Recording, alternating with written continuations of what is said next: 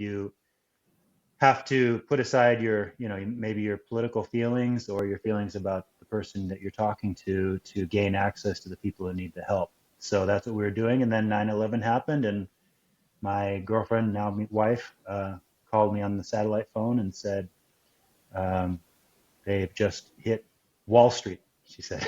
The information was still a little vague, but she was, and then they were watching it, more closely on the news. And it became clear that there was going to be conflict in Afghanistan and Westerners should evacuate.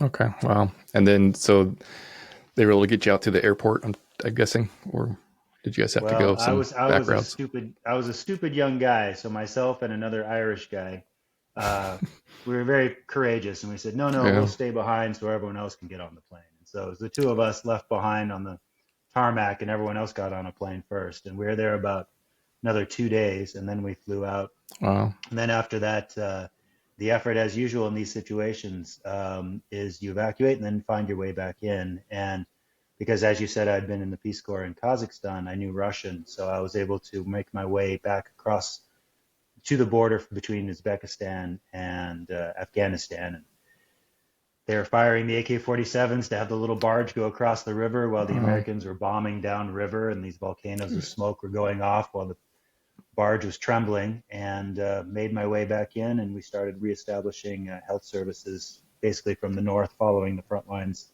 over to Mazar-e Sharif and then on to Kabul. Wow.